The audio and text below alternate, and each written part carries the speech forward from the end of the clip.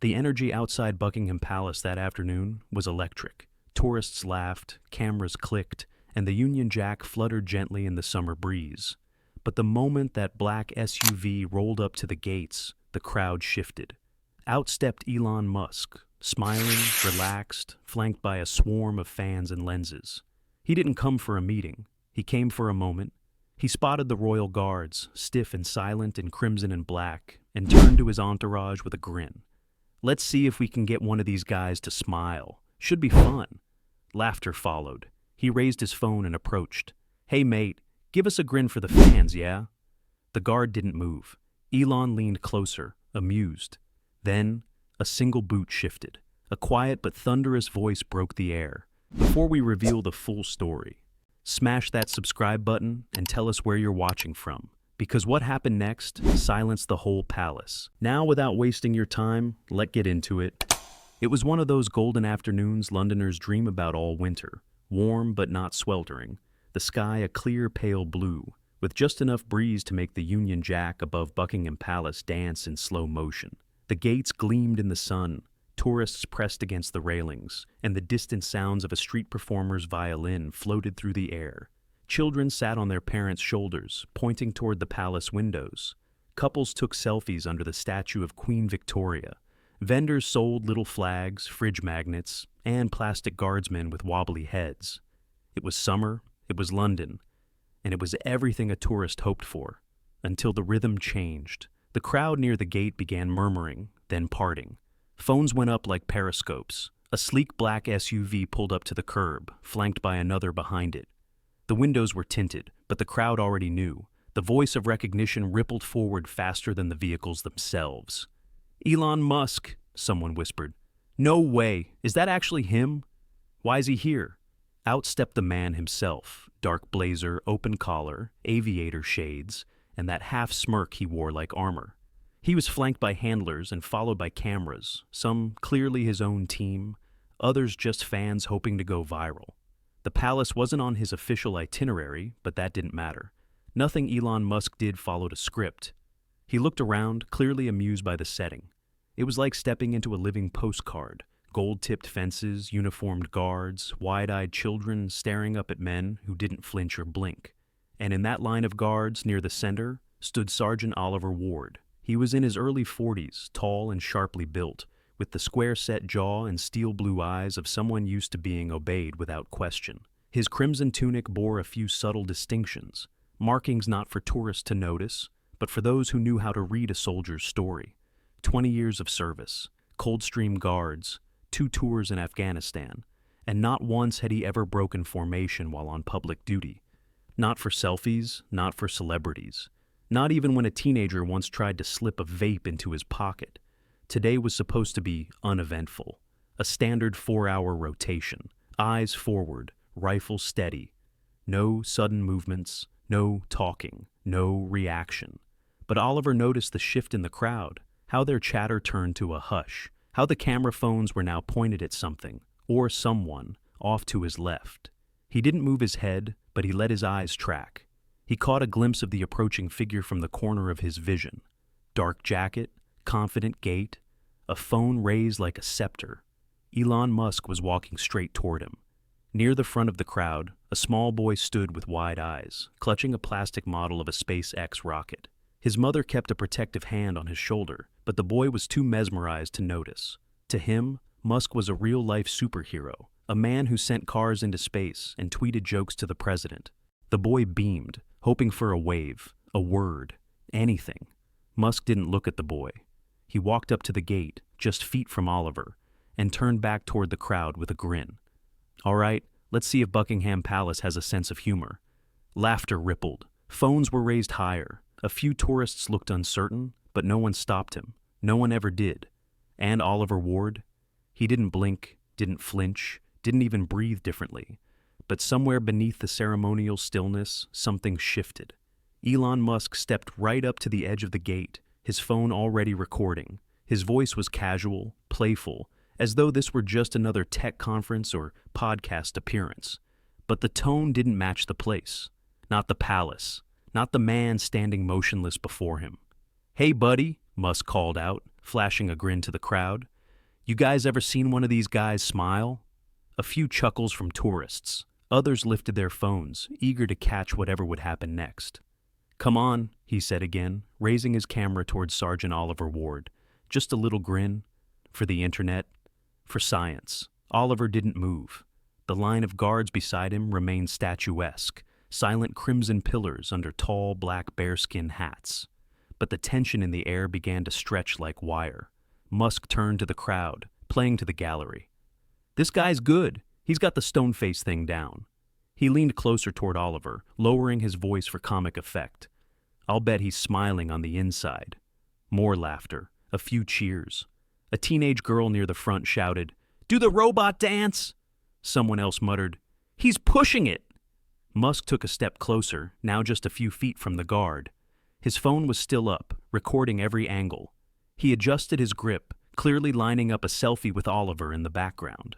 The crowd shifted uneasily. A security officer on the palace perimeter glanced toward a supervisor, but didn't move. The guards, after all, were trained to handle themselves and rarely needed help. From the corner of the crowd, a voice, British, older, unimpressed, spoke up. "He's not a prop, you know." Musk didn't hear, or didn't care. He turned back to Oliver and raised his voice, now less jokey, more insistent. "All right, come on, man. We get it. You're tough. Now give the people a smile." Still nothing.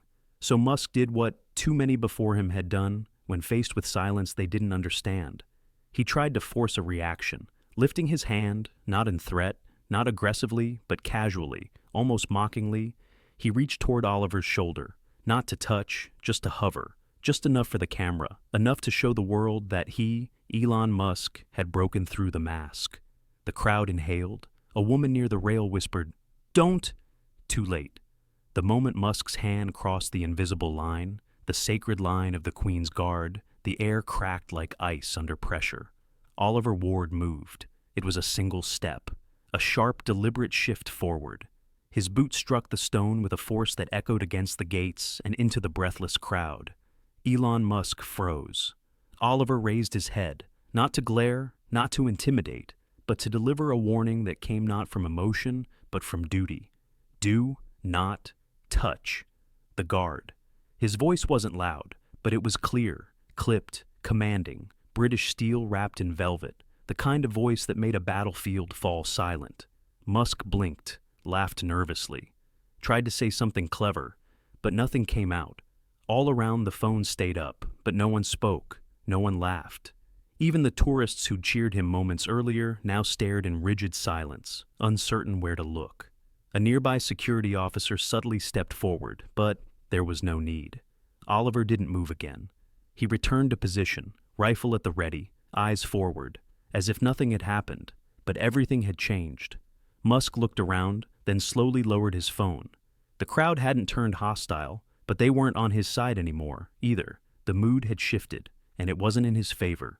He turned back to his team, muttered something under his breath, and with a shrug, walked away from the gate. His cameras kept rolling, but he didn't try again. And behind him, unmoved, the line of royal guards stood firm. Especially Sergeant Oliver Ward, who hadn't broken formation. He'd enforced it. Sergeant Oliver Ward stood motionless once more, his bearskin hat casting a shadow across his brow, his eyes fixed straight ahead. The ripple he'd sent through the palace grounds had not been physical, but it had struck like thunder. The crowd behind the gates was still unusually quiet. Children who had moments ago been shouting now whispered to their parents. Tourists who'd been snapping selfies lowered their phones, and somewhere in that silence stood a young boy, still clutching his toy rocket, wide-eyed with something he didn't yet have words for. Respect. What had just happened wasn't viral bait or stage drama. It wasn't another moment for the feed.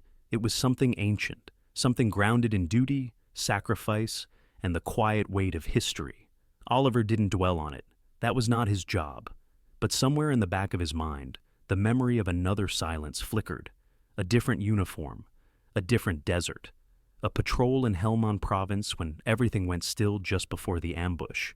That same electric quiet before the first bullet cracked the sky.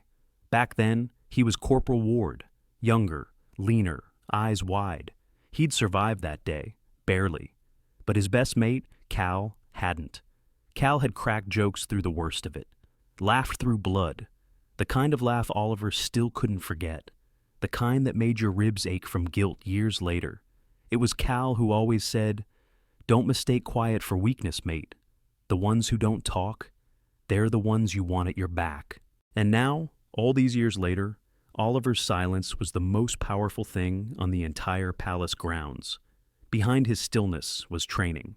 Not just the rote drilling of ceremonial routines, but the discipline forged in combat. Coldstream Guards weren't simply decorative. They were operational soldiers, ready, capable, trained in urban warfare, marksmanship, survival.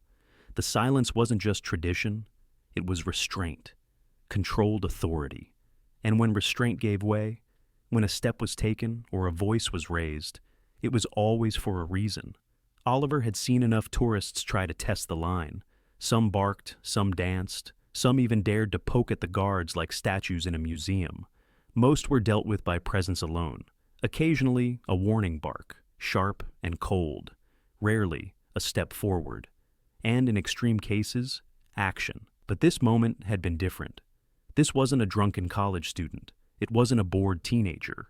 It was one of the most powerful men on the planet, a billionaire tech mogul whose face was known in every corner of the globe.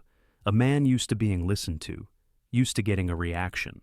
And Oliver Ward had given him none, until the line was crossed. Then, and only then, did he act. The moment had passed in less than 10 seconds, but it had cut through the air like a blade, his boot striking the ground, his voice firm and unshaken, his posture resetting like a switch. The power of that act wasn't in the force, it was in the control, and the people watching knew it. A man near the back whispered to his wife, "That's the kind of discipline you don't see anymore." Another woman, misty-eyed, murmured, "He didn't flinch, not even with all those cameras." And the young boy, still staring, did something no one expected. He stepped forward, just a few steps from the railing, just close enough for Oliver to see him from the corner of his eye. The boy knelt, carefully placed his toy rocket just outside the gates, and stood again. He didn't speak. He didn't wave. He just looked up, small hands clutching the bars, eyes filled with admiration. Oliver didn't move, not officially, not by regulation, but his eyes dropped, just slightly, just long enough to acknowledge the boy. It wasn't protocol, it wasn't part of the drill, but it wasn't rebellion either. It was human, a small flicker of humanity in a uniform designed to be unreadable, and it meant everything. A tourist captured the boy's gesture, not the video, just a photo. The child looking up, the rocket on the ground, the guard standing firm. Later that evening, that photo would quietly spread across veteran forums, military family pages, and a few quiet corners of the internet not known for outrage or drama, but for reverence. No hashtags, no arguments, just respect. Oliver didn't know any of that. He would never search his own name or read the comments. That wasn't who he was. He'd finish his rotation, step back into the barracks, and resume the quiet rhythm of a soldier's life. But the people who were there, who saw what restraint looked like in the face of ego, who saw what silence could command when backed by honor, they wouldn't forget it. And Elon Musk, he never mentioned the moment, not in interviews, not on Twitter, not in public, but his handlers knew. His silence afterward, unusual as it was, spoke volumes. The moment had marked him, because there are some things you can't spin. Some moments that don't need editing, filters, or follow-up tweets. Some truths are carried not in words, but in the sharp crack of a single boot on stone, and the silence that follows. The crowd didn't disperse right away. Even after Elon Musk had walked off with his entourage, even after the moment had passed, people lingered, unsure what exactly they had just witnessed. It hadn't been loud.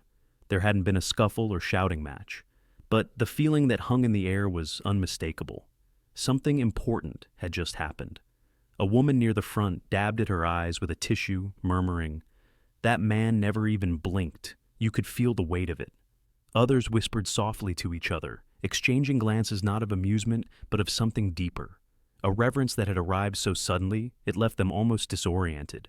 One by one, phones began to lower, not out of boredom, but out of a strange kind of guilt. like they'd been caught treating something sacred as a spectacle. The little boy who had placed the rocket didn't try to take it back. He stood quietly with his mother, watching the guard. She reached down to squeeze his shoulder, but said nothing. Words didn't quite fit the moment. Oliver Ward remained still, impossibly still. But in his peripheral vision, he saw the rocket. He'd seen the boy. He'd registered the look on Elon Musk's face when confronted by something he didn't control. And he'd felt something else too, though he wouldn't speak of it. He had stood that way for years, day after day, ceremony after ceremony, dignitaries, school children, pranksters, celebrities. He had learned how to let everything pass through him, like water through stone. But not today. Today the world had stopped, just for a moment, and remembered what it meant to carry weight in silence. The shift in the atmosphere didn't go unnoticed by everyone. A tour guide, usually animated and cheerful, spoke softer now as she resumed her commentary. She skipped the usual joke about the bearskin hats being heavy, and instead said something that caught even her own group by surprise. These men are not statues, they are soldiers. Many of them have served in active duty. When they stand here, they carry with them the memory of battlefields, of friends lost, of silence earned. They are trained to endure far more than tourists with cameras, and when they move, it means something. And perhaps that's what left the deepest mark on those who were there. It wasn't just that a royal guard had broken formation. It was that he had done so perfectly, with control, with timing, with purpose. He hadn't lashed out. He hadn't barked or raged. He had done only what the situation called for. A single step, a single warning. The precise amount of force to restore the balance between tradition and disrespect. Later that evening, one of the tourists uploaded a short clip. It didn't show the entire encounter, but just enough to hint at the weight of it, the sound of the boot, the tone of the voice, the brief flicker of surprise on Musk's face. But what truly caught fire wasn't the video. It was the still photograph, the one with the boy, the rocket, the guard. That image found its way into military discussion boards, veteran groups, and even a few history pages. Without hashtags or filters, it spoke more than any caption could. It wasn't about Elon Musk. It was about a man who stood perfectly still until the moment called for more. A retired Coldstream guard who happened to be visiting that day shared the photo with a caption that read simply, "He did us proud." And the palace? There was no formal comment, no press release, no reprimand, because those who knew the code understood that nothing had been broken. If anything, something had been preserved. One guard's voice had echoed louder than 1,000 cameras. One step had reset the tone of an entire crowd. And one boy had learned a lesson he would carry for the rest of his life. Because while billionaires come and go, there's something timeless about the man who stands when others posture, who holds his ground not for fame, but for those who can't, who breaks silence only when it means something. And on that day outside Buckingham Palace, everyone watching knew. They hadn't just seen a man in uniform. They'd seen why the uniform matters. What would you have done if you were standing in that crowd? Have you ever seen a royal guard break formation like that? And do you think Elon Musk crossed a line? Or was it all just a joke taken too far? Let us know in the comments. We read every single one. If you believe discipline still matters, if you believe respect isn't outdated, then like this video, share it with someone who needs reminding, and hit that subscribe button so you don't miss what's coming next. Because in our next story, a little girl handed a royal guard a crayon drawing, and what he did in return brought the entire palace to a standstill. Click it now. We'll be waiting.